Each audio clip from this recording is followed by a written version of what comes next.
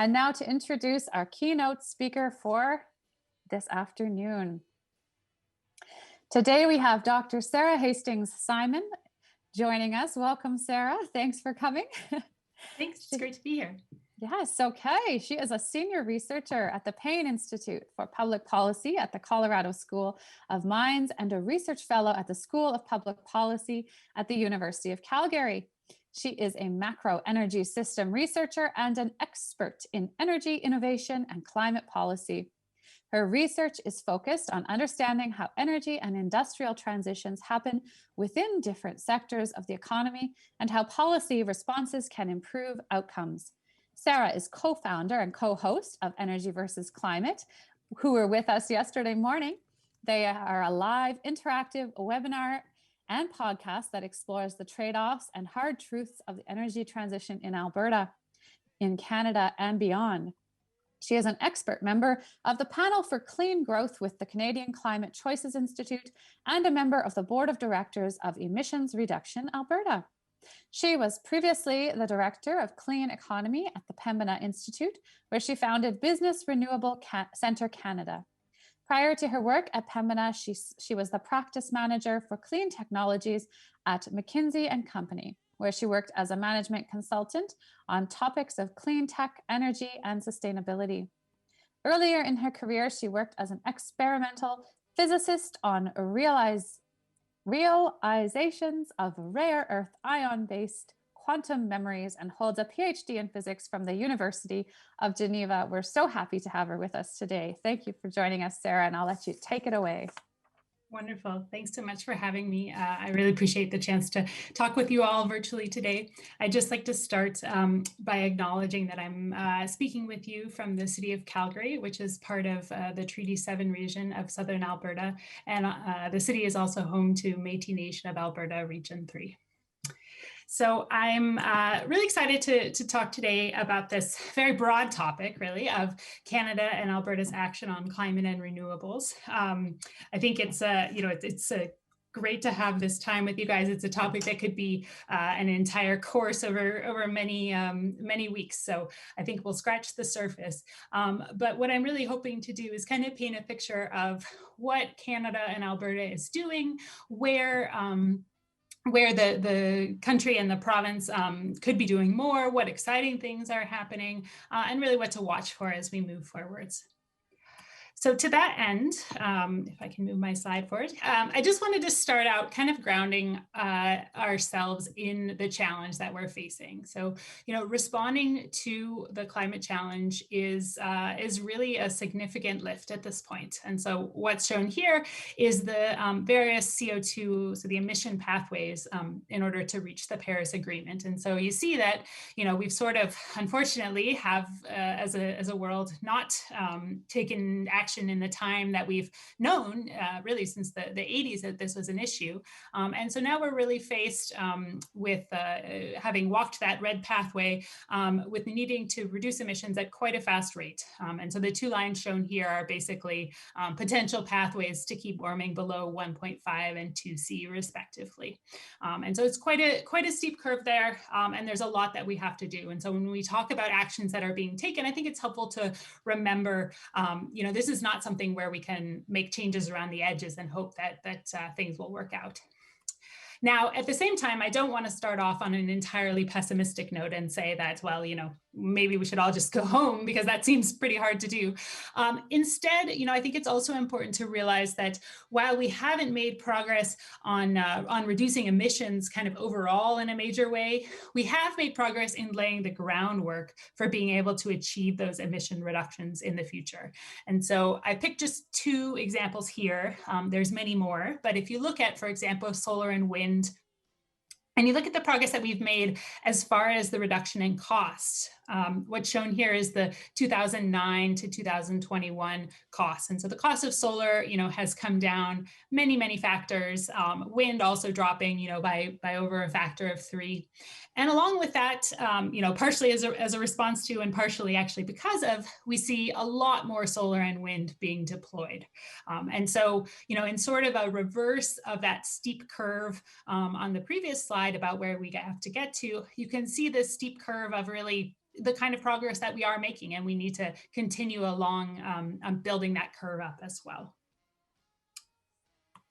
So with that in mind of kind of where we've, what our challenge is and how far we've come, I also want to, I'm going to be speaking a fair amount around kind of government policies, and that's where a lot of focus ends up around the climate challenge often. But I think it's also important to recognize that this is really a challenge and also an issue that is going to be tackled from a combination of governments and businesses and consumers. And one of the things that I think gives me hope when I look at that steep curve is the degree to which you're seeing action and pressure coming really from all of these sources. It's not just that, oh, we have climate policy now and that's going to solve everything. In times where there were governments, for example, in the US that were not taking as much action on climate, there were consumers and businesses that were stepping up in their place. And so, this really works best when you have all three forces working together. And I think we're going to see an acceleration of action in the coming days. So I'm not going to spend a lot of time talking about what is going on in the U.S. because I know that you're going to hear from Chris Nelder, who is going to give, I think, a great deep dive. But I did want to share this one slide of a Zoom conference, of course, a Zoom meeting, because to me it really illustrates, I think, what is going on in the US around the level of climate policy ambition that has been set by the new administration and what they've really done already in order to make it happen. And so what you have here, if you can kind of squint and see those little names, right in the middle, we have Gina McCarthy, the head of the EPA. Above her, you have, of course, Vice President Kamala Harris. And so, those are people that have obviously committed as part of their work to work on climate. But what's really important in this picture is really who else is there. And so just to the right of Gina McCarthy, you have Janet Yellen from the Fed. And just to her left, you have Secretary Pete Buttigieg, who's the Secretary of Transportation. And then a number of the other people that are pictured here are folks, some of whom I've had the pleasure to work with, who've been thinking about what it takes to really make climate policy real and make things happen within the broader economy. And so I think this picture really represents a shift in the US around an all of government approach to climate. So climate is not something that lives over in the side of what governments are thinking about. It is central to everything that the US government wants to accomplish. And I think you're seeing some of those same approaches happening within the Canadian government and frankly within companies as well. And it's this shift from the idea of, climate finance being some sort of very specific special thing that only certain people care about, to climate finance really just being finance. And so you have the head of the Fed there. And same with infrastructure. Sometimes we talk about climate infrastructure, but it's really that shifting of, no, if we think about all of our infrastructure build out through a lens of climate, then we can really make big changes and have big amounts of money and effort flowing.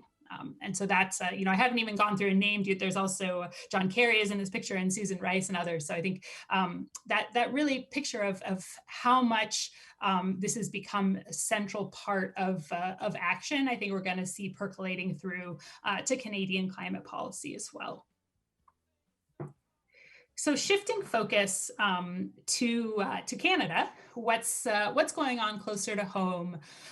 What do plans look like? And what is it going to take to reach these targets that have been set out? So, a long-standing 2030 emissions reduction target, and then also the mid-century net zero 2050 target.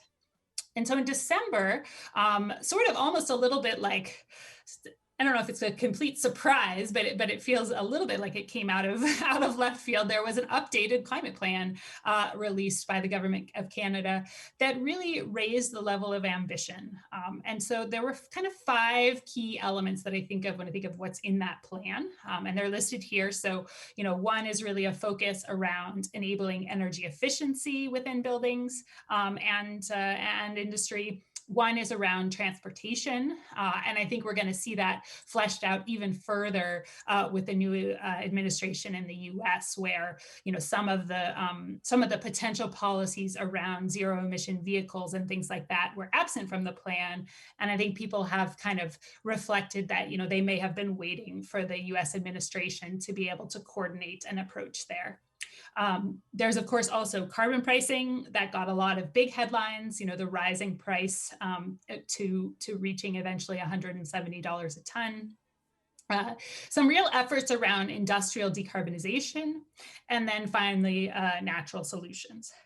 And so when I think about this plan, I think one of the things that makes it kind of really a solid plan and deserves to be called a higher level of ambition is really the fact that it's not just one key component. And so while we sometimes focus quite a bit on something like, just carbon pricing, it's actually the fact that all of these elements are woven together, and you have policies that target different stages of development, that target different barriers to deploying climate solutions, is, I think, a big part of what makes this climate plan real when I look at it. And it's reflected in, some of the early modeling that we're seeing coming out of groups like Navius, who find that the plan is really on track, or puts Canada on track to meet the 2030 emissions target. So I think we're well on our way with that. But I want to look a little bit more at what that means. So we can talk about the policies that will be put in place, but what are the technologies that we need to have happen? And so this and the next slide that I'm going to talk to come from a new study that came out from the Canadian Institute for Climate Choices. And they were looking at this question of, we have sort of these two targets in mind, this midterm 2030 and long-term 2050. And what does it take to get there, really from a technology deployment standpoint? And one of the main kind of ways that they framed and then answered that question is really to separate between something that they call a category that they call safe bets and a category that they call wildcards.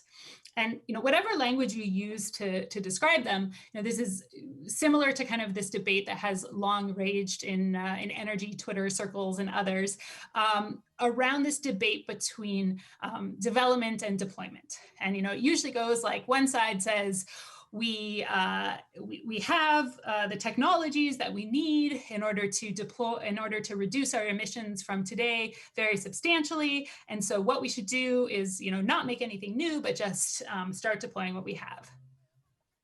And another side responds to that by saying, well, we don't have the technologies to reach net zero. And so we should really be focused on developing new technologies. And that's what climate policy needs. And of course, the answer is really that we need to be doing both, right? It's sort of, to say that one is more important than the other. I was trying to think of a good analogy. It's like arguing whether the peanut butter or the jelly is more important in the peanut butter and jelly sandwich. They both play their unique roles, and without either one, you don't have a peanut butter and jelly sandwich. So the same is really true with climate policy and with net zero climate policy. Without either your safe bets and your wild cards, without your deploying technologies that you have today and doing the innovation for new technologies, you don't have a climate policy. And so what the analysis that was done in this work that I think is nice to consider is actually looking at, so what are those safe bets? How much can they contribute? What are those wild cards? And so perhaps unsurprisingly, one of the things that was found was that, up to about 2030, most of our emissions reductions are really going to come from technologies that are already developed and that we can deploy today. And, that makes a lot of sense because we're talking about, it's, less than 9 years now till 2030. And so that's pretty short in a time frame to really develop new technologies and get them ready for full-scale commercial deployment. And so in that near term, what you'll see that can really contribute to the climate target is things like electric vehicles, more energy efficient equipment. Of course, non-emitting electricity has a big role to play in parts of Canada, certainly in Alberta, and solar has a strong role to play there, as well as electrification. And, I won't read through the whole list, but you can kind of see them all there.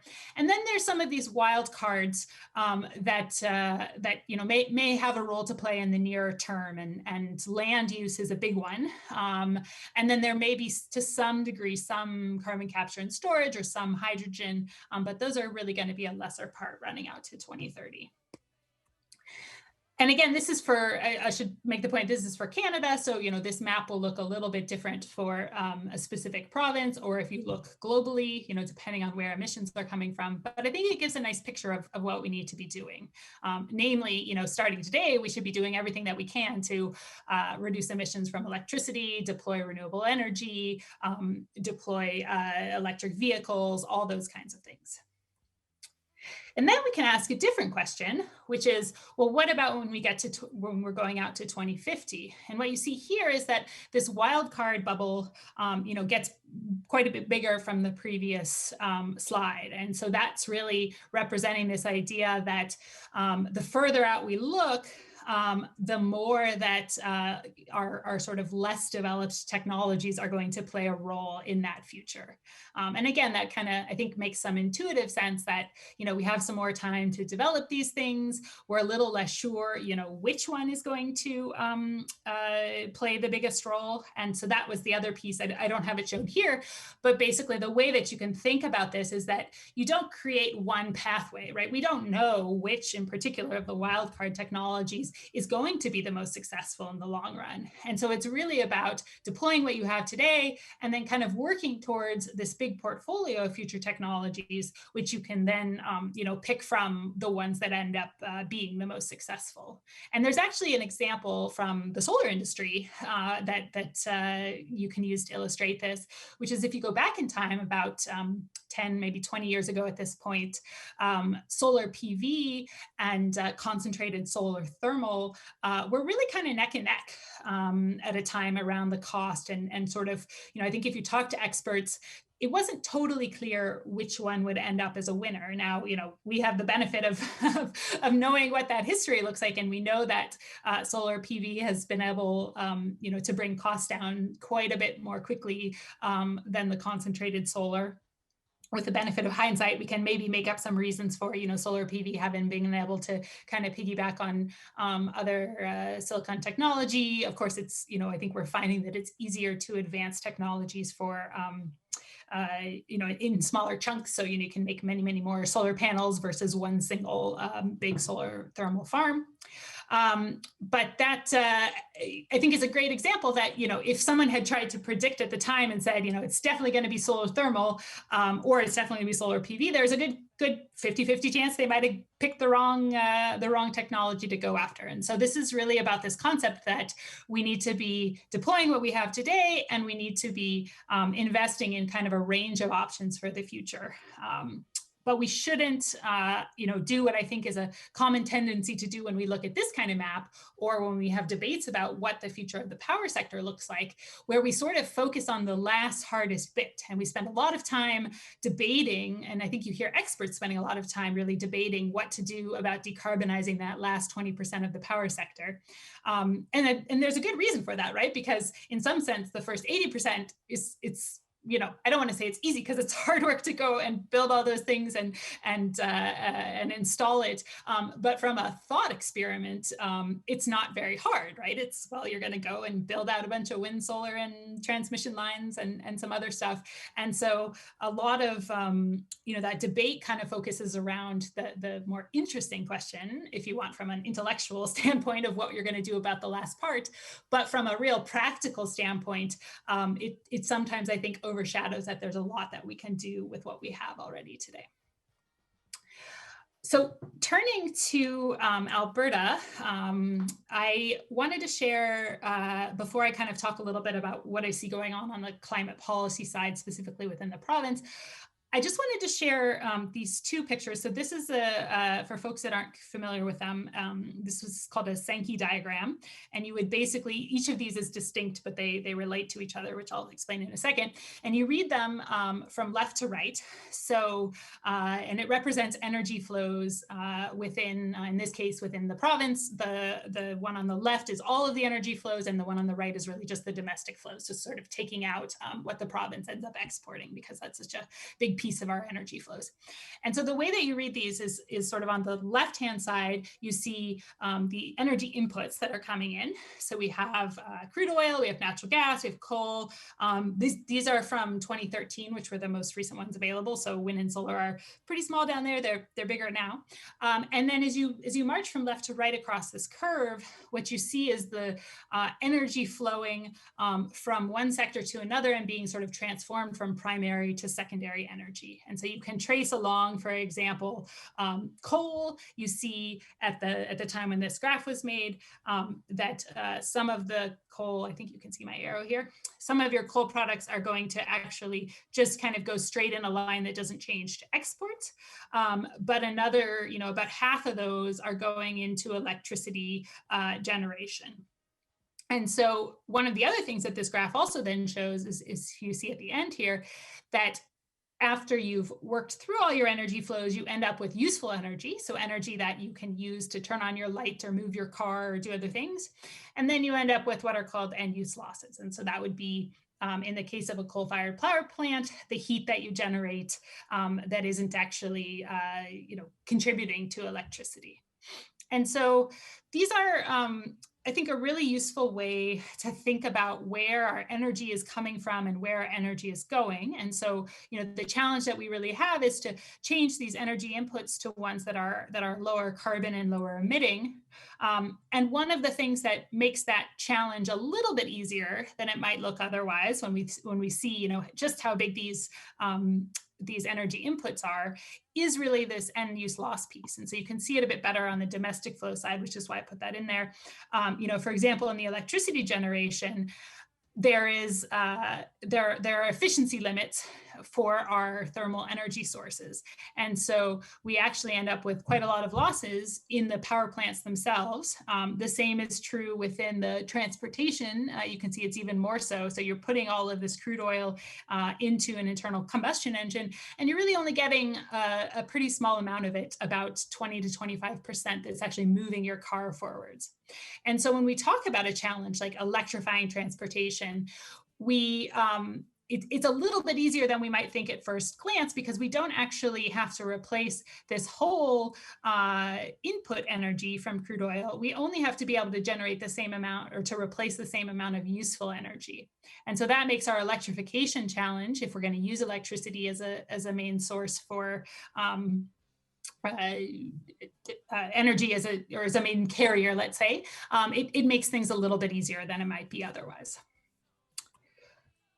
So turning back to Alberta, and what Alberta's climate plan looks like today, and where we have to focus. So just as a reminder for folks on the left here, this is the GHG emissions by sector, and that relates really pretty closely to what you saw on the previous slide, right? The energy flows and the GHG emissions, they're sort of missing the direct agriculture emission, like land use emissions, as well as some of the direct industrial emissions, but it covers a big chunk of them. And so you see that, our challenge breaks down. Obviously, we have a big challenge around the emissions that come from the oil and gas sector. We also have, a significant amount of emissions from our electricity sector that we still need to address. Transportation is in there as well. And then, agriculture and buildings. So kind of this big industrial piece that sits out there, but then spread over a number of other sectors as well. And so one of the things that's challenging at the moment is that the climate plan that we have in Alberta is, I would say, much more focused on innovation and really leaving some gaps around policies to promote deployment.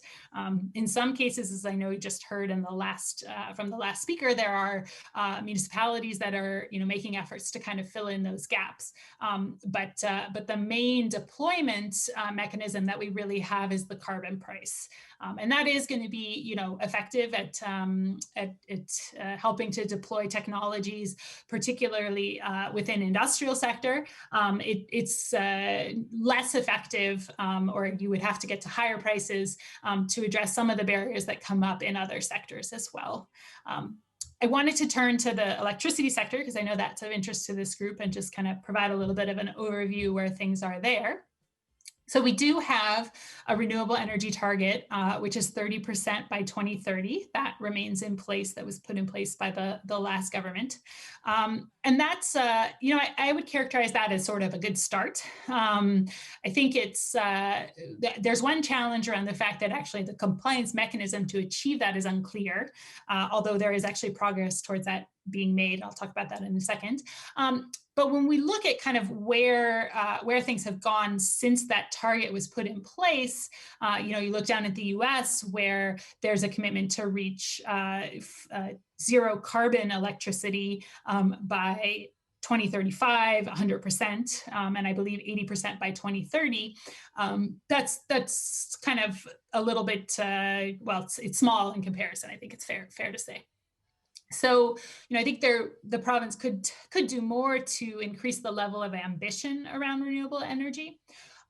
One of the things that does, I think, is encouraging is the fact that we're starting to see more and more interest in investing in renewables, both from kind of on a merchant basis, so just investment in the market, as well as corporations and industrial players that are looking at procuring renewable for their own operations. And so that's something that has been really growing in the US over the past decade or so. It started actually with a number of the tech companies who were under pressure because of the relatively large footprint of their electricity use. So, the server farms, and when you're watching Netflix, takes a lot of electricity. And so people were saying, well, if you're going to be increasing electricity use in this way, you really need, as these companies, to be thinking about what you can do to ensure that electricity is low carbon.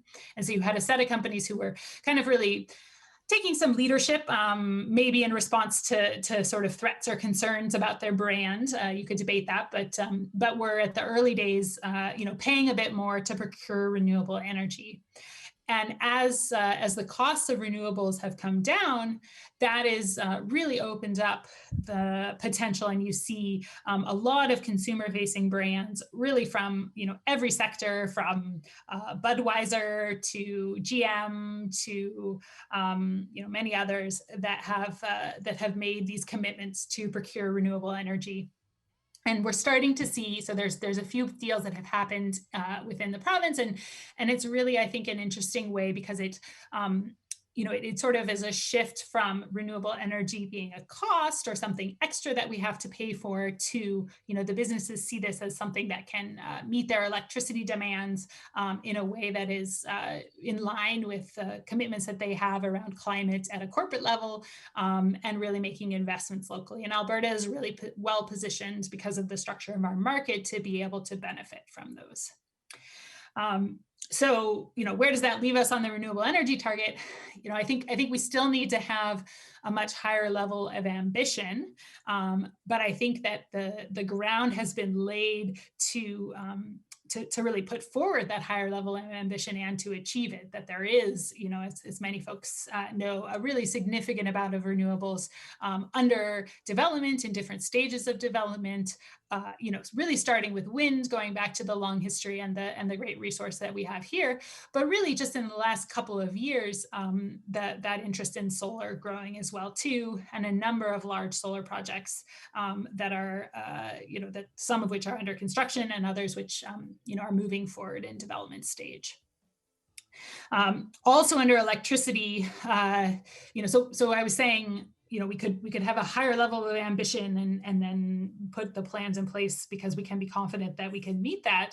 And I think the coal phase out is a great example of that really coming true, right? So the coal phase out, when it was originally introduced, the deadline was 2030. There was a lot of concern about, are we going to be able to achieve this? Is it going to be possible? Is it going to end up costing a lot? Are we going to have power? And what we see is that really the phase out and the sort of shutdown or repowering of plants is going much faster than was originally planned. And so you get this kind of snowball effect of, you set a target and then you're able to deliver on it and actually even go beyond what was expected. And then the last piece that I wanted to mention within the electricity sector that isn't listed here, but is really with respect to what I think we could be doing in the province to advance the distributed side of the ledger. And so, Alberta, like pretty much every region, has been planning its transmission and distribution and thinking about integrating new sources in generation in much the same way that it has since the electric sector started, and that was really built around having these large generators that were relatively far from load centers because they made smoke and you didn't want to have them by your house. So you built them somewhere and you built these big transmission lines and distribution lines. And the load that was being served, the demand for electricity, was really treated as this sort of just input that couldn't be controlled at all. And so the grid operators, in order to meet the demand for reliable electricity, basically had to be able to control these large generators well, and had to be able to send power where it's needed. And that obviously, has served us and served us with power for many years.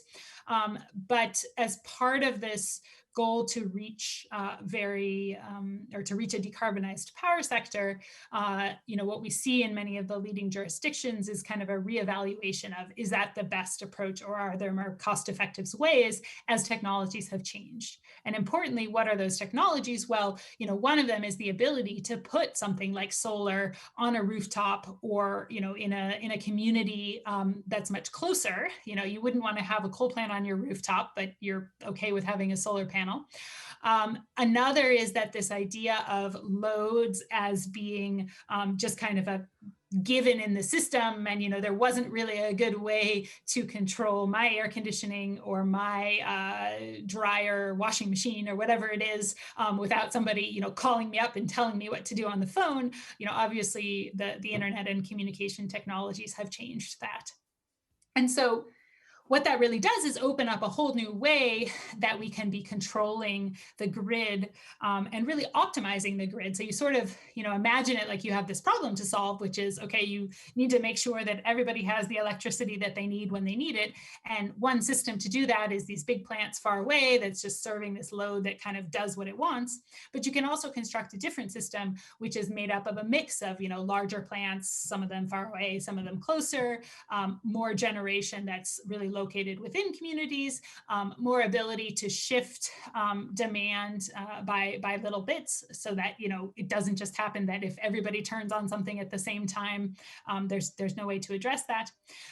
And what a lot of the modeling in other regions is showing is that there's really a lot of potential to reduce costs by doing this, at least partially, but you have to be smart about it. Right. So it doesn't mean, putting solar on every single roof, sort of randomly everywhere, but it's really figuring out where is it more cost effective to put solar on a rooftop and use that as part of a distribution system, and where does it make more sense to, upgrade the wires or upgrade the system overall. And our approach to that right now is still very it's very crude, and we're not yet using that kind of information to allow us to optimize costs in the way that would really, both save costs while being able to integrate more low carbon generation technologies.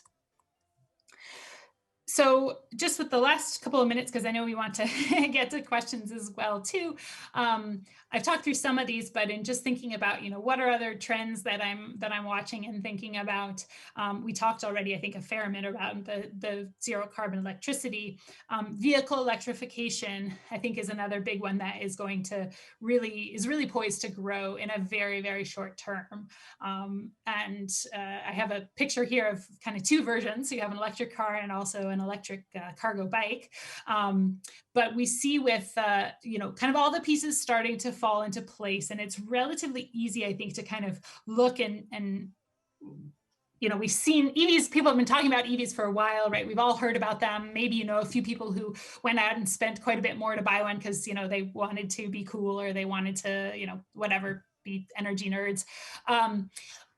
But what's really on the horizon in the next kind of couple of years is that point where the upfront cost for electric vehicles becomes cheaper than the upfront cost for an internal combustion engine. And that really changes, I think, consumer habits, because all of a sudden now, you go to the store or you go to the, the car store, the dealership, and you find that you can buy an electric vehicle without having to pay any more. And oh, by the way, all of these vehicle manufacturers, it's no longer, they're sort of one option. And if that doesn't meet what you're looking for, they have many, many models that are coming out. And so I think that we're going to see in a very short time period a pretty massive shift from, a small percentage of cars purchased being EVs to a large percentage. I think we'll see the same kind of thing that I talked about, a few slides back, that last 80%, sure, there's always going to be some edge cases where, I can't use an EV because my driving habits just won't work with it. But when we think about kind of overall demand, if you're getting 80% of purchases as EVs, that starts to shift things. And I probably don't even have enough time to, to go through all these other ones. But I thought one that was kind of fun around building efficiency and electrification is this little medallion that's on the upper right-hand side. It's this medallion home, and it says, live better electrically. And so this was actually from a time period where you had kind of the gas industry and the electricity industry sort of battling it out for the future of kind of the energy source of homes. And so I think this is actually a GE project. Don't quote me on that, but they built these homes that were, fully electric homes, home of the future, and that's where I think we're starting to see much of this going as well. The other two that I just have mentioned here are around hydrogen and carbon capture and storage. Those were part of those longer term wild cards. I think we'll have to, it makes sense to be continuing to work on their development, and they may indeed become a big part of our climate solution one day, but they don't preclude the need to do all of those other work in the meantime. So I think that wraps it up for me as far as what I wanted to share today. I just, as a good podcaster, I have to share my podcast I'm learning. So if you want to hear more about how climate is changing the energy systems in Calgary and Alberta, I hope you'll join us there. We have regular kind of debates and discussions, and go deep on a number of different technologies as well. So. Heather, thanks again for the opportunity to present today, and I'm looking forward to all the discussion and the questions that I assume have come in. Yes, thank you, Sarah. Yeah, we've got some questions, and I've got a few of my own to add to the mix. It's wonderful to hear all these this broad overview, but also some details within. So we really appreciate that. Folks, just a reminder: if you've got questions for Sarah, enter them in the Zoom Q&A box, and you can upvote other people's questions if you want them to come to the top. But just to kick us off, I've got a question here. You were talking about the price of EVs coming down, and of course, they're going to become really quite competitive with traditional cars. And I'm wondering, yesterday we had a person on the solar show who said, I've been waiting and putting off buying solar panels because the technology keeps advancing, and I think if I wait a little longer, maybe I'll get an even better variety. I guess I'm wondering what suggestions you have for overcoming that barrier, because it occurred to me that, my gosh, what if everybody thought that? How will we ever get to 30%, in Alberta, if most people are just waiting and waiting and waiting for the technology to advance and the price to continue coming down for solar in particular? I wonder if you could comment on that and how we could overcome that barrier. Yeah, that's a great question. And it's sort of like the flip side, or the challenge of saying that things continue to get cheaper. So, I mean, the sort of like, I guess if you're looking for the calculation to do to decide, when it's time, the thing to think about would be, if you buy them today and it costs a little bit more money up front, today than it would in the future, what you're getting for that additional cost is that you're already generating power today. And so what's the value of that power today? And I think as we have reached a point where, cost declines will continue in solar, but they are sort of leveling out a little bit, then the cost, the extra cost for the system that you have today versus when you might install for 5 years, I think you will find is now more than paid for by the value of the energy that you generate. So, it's kind of that time value of money. And that's particularly true as, where we see costs really coming down and continuing to come down are in some of the hardware, but you still, have the people that are putting it up and all these things. And so that big cost decline period has sort of leveled out. So I would say, if people are waiting for that region, it's probably time to, double check the math and see, it may well make sense to move ahead now. Okay. Yeah, I know. There are many of us who have already moved ahead, and we're kind of, I guess I'm still caught off guard when people are thinking they have to wait longer, because some of us, yeah, we feel like the benefits definitely already outweigh the cost, but it's still important to know where some other folks might be at mentally. So I appreciate your comments. You mentioned the coal phase out, the early coal phase out, and I know prior to 2018, I think prior to the Leach report, we had subsidization of coal in Alberta. And then, of course, we kind of fixed the carbon pricing system for that, I think.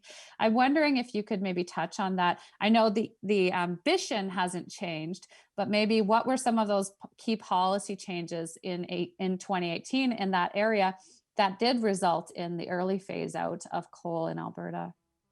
Yeah, and you pointed something out. I was maybe unclear when I said that it was accelerated. As you say, it wasn't accelerated through policy, but it's actually the owners of the coal plants have decided to accelerate and either close down or repower, change the fuel that's going into those coal plants earlier than they would necessarily be required to by law.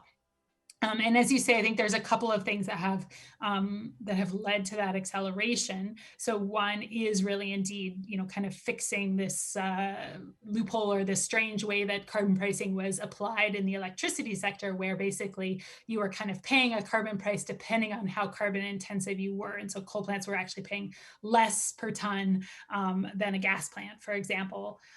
And so by changing that, and you can really see it, Blake Schaefer has some nice plots that show this. You can really see, like, literally to the day where that change came into effect, that there was a change in the dispatch behavior. So in the kind of decision of operators of which plants to utilize, and that works really well in the electricity sector. Pricing as a mechanism works really well because the design of the market and the way that the decisions around what generators are used and how they're operated is so focused around the prices. So it's sort of like a economist's dream and the perfect place for carbon pricing to happen.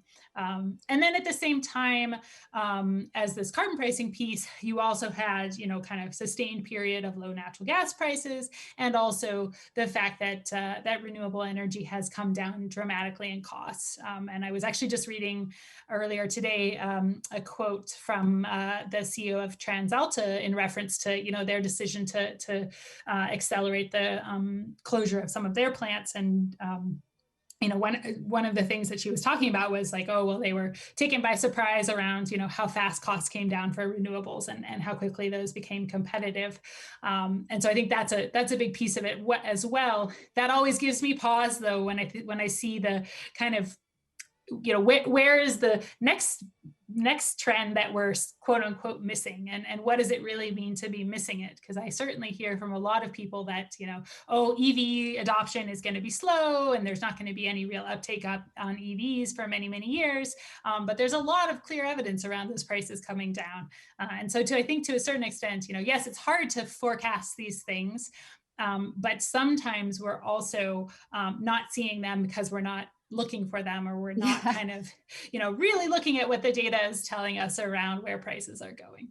Yes, and even within the sector, I mean, there were coal plant operators who were aware that those shifts were happening and who stopped buying new back in the 90s even, I think. And so I don't think we can all plead complete ignorance if there are people even within your own sector who know that there's a shift occurring. but Yeah, but exactly.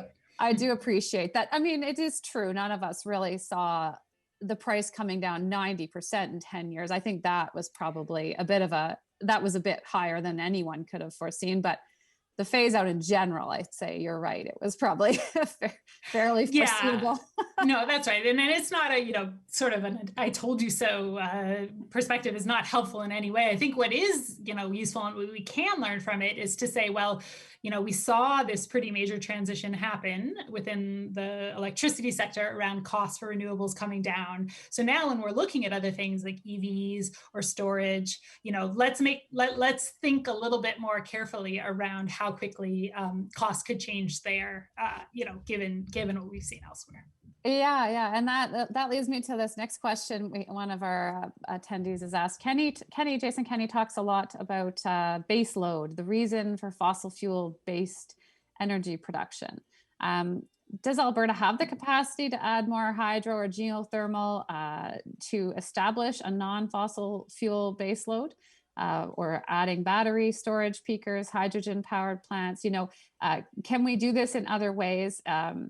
Or do we have to continue to rely on those fossil fuels for our stability and our reliability? So I'm kind of allergic to the term baseload, and I just want to give a little bit of history to it because it's interesting how it gets used today.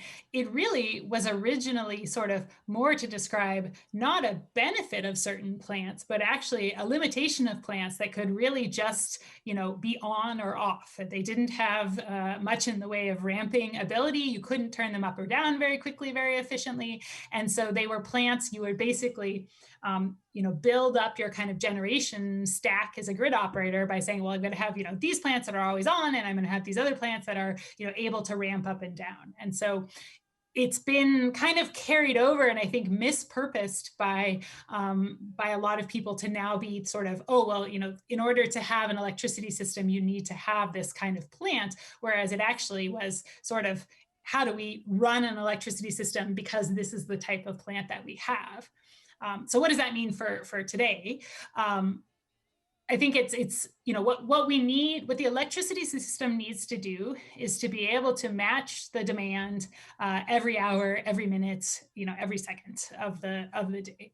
And like we were kind of talking about earlier, there's different ways to do that, right? And so yes, we do need to have sources of generation or sources of supply that can be responsive to when we need them. And those can be done through a combination of, generation from lower carbon sources like geothermal, from the increased use of transmission lines, from the use of storage, seasonal storage. And there's a lot of work going on around the development of seasonal storage. Also the use of, peaker plants, whether those are, especially in the near term, burning gas or eventually potentially hydrogen. If you're using those for really short periods of time, they don't contribute all that much to the carbon footprint of your electricity sector. And so, in order to really reach this zero carbon electricity sector, we are going to have to think about it in different ways. But that doesn't necessarily mean that it's, going to end up being kind of higher cost. And there's a lot of really great, again, modeling that has been done around, how you do that. So it's not just hand waving of, oh, we'll have some, solar here and wind there and whatnot. And that's one of the things that we need to do, I think, more in detail, really, for Canada and for Alberta to understand, what's the best way to do that. But, one obvious example is really increasing an intertie to BC, where there is quite a lot of pumped hydro capacity. And you could really use that as a battery to kind of balance out the energy that you're able to produce at different times. Yeah, let's hope we could have some more productive conversations about that intertie than we're able to have about some of the other, the oil and gas related interties. So I think that those are really important concepts to discuss. Here's another question for you. You mentioned that you've seen a shift from the concept of financing, and now it's more mainstream. It's just one component of financing, and I've been noticing that too. You know, you used to hear about renewable energy. Renewable energy was kind of this fringe thing, and now it's just energy. We're talking about energy, and renewable is just like part of it, and an increasingly large part of it. And it doesn't seem like that fringe anymore. And so I'm wondering if you could speak to the shifts you've seen over the years in that language as well. As you watch the financing shift, you've been watching this much longer than most of us have. How has that shift occurred, and what are the biggest signs to you that renewables are becoming mainstream in our language and in our politics?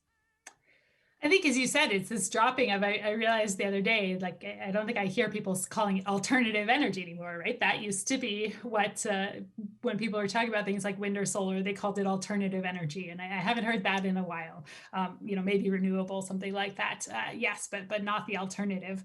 And that's kind of, it's sort of like in every sector. I think you have things that are new that go through that conversion. I've actually, as part of some other research that I've done, looking at government's role in innovation, I've spent a lot of time looking at the development of the oil sands, and I was kind of amused to read that actually the oil sands used to be called alternative energy because it was the alternative to the conventional fossil fuel of the day, right? So I thought that was kind of interesting. Nobody would, I think, call that alternative energy today, but it went through the same kind of transition. And so, yeah, I mean, as you say, it's sort of, I think it becomes real when it's no longer about paying, a big price premium, or on the finance side, when it's no longer a question of, well, we're going to do climate finance because we think it is nice, or we want to save fuzzy animals, or, whatever it is. Like the financiers and the bankers are interested in it because of this concept of climate risk, and whether that's the risk of stranded assets, or the risk of adapting to climate. It's a question of is it, if you don't have a plan, as a company, if you do not have a business plan that is compatible with a 2050 net zero future, then there are real questions about your ability to operate as a going concern, and how much demand there's going to be for your products. If the world is going as it appears to be towards net zero. And so I think that's really that transition. On the renewable energy side, one of the other things that I've seen is in a lot of conservative parts of the U.S., there's been, not all of them, mind you, but there are many examples. There's been a real adoption and an embracing of renewable energy because of what it can bring in terms of jobs to some extent, but also really taxes and benefit to local communities. And so you have a number of states that are more Republican leaning, or that have Republican governors, that have really embraced wind and increasingly solar because they are just that's money for the region, and that makes sense.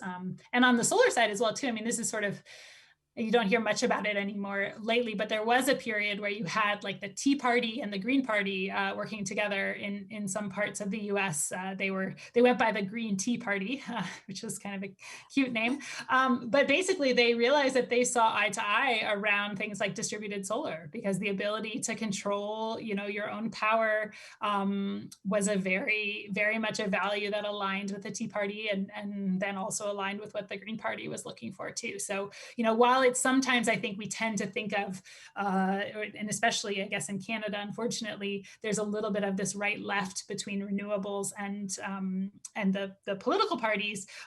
It doesn't have to be that way. There are really elements of it that align with other parts of the political spectrum. Yeah, and that makes me think maybe someday Quebec and Alberta could get along because we all value our independence, and we'll all just perpetually work towards energy independence. That's great. I wish we could ask you more questions. There's a lot to discuss, but we'll have to leave it at that, and hopefully have another conversation another day to carry on with all these great topics. I want to thank you so much, Sarah. I mean, this is your third event now with the Solar Show. We really, really appreciate the time you've taken with us. It's really been an honor to have you with us this week. So thank you. Well, it's been a lot of fun. Thanks for having me. Yeah. In particular, I think I want to have you on again in the future to dig into the Business Renewable Center Canada stuff, because that I know you are, a founder there, and it's quite innovative and interesting and different. So I'd love to hear more about that down the road as well. So thank you for taking the time. Sounds great. I'll just thank everyone for attending this session, and encourage you to join us for the rest of our solar show content. We have one more keynote speaker coming up, Chris Nelder, and then following that there'll be a half an hour longer where folks can attend our exhibitor booths. We do have exhibitor booths live today. Many are staffed. We have exhibitors including Aero Arc Welding Inc., ATCO, City of Edmonton's Change for Climate, Core Drilling Corp., Determination Drilling, Eco Solar Home Tour, Society of Alberta, Empower Energy Corp., and Evergreen and Gold Renewable Energy, Hoole Country Solar and Security, Lakeland College, Legacy Renewables, MCCAC, Sunset Renewables, and TerraGen Solar Racking. So I encourage you folks, either while I do my introductory remarks in the next session, which you've all probably heard many times now, or after Chris's presentation, go and check out those incredible booths and have some chats with the folks there. It's kind of cool to be able to offer an online trade show during this COVID time. So take the opportunity. Okay, so we want to once again thank Sarah, and we're going to do a quick virtual stage shift to bring on our next presenter, Chris Nelder. We're going to hear about global trends in renewables and get a little more into some of the trends that are happening outside of Canada and Alberta. So I hope you can join us then.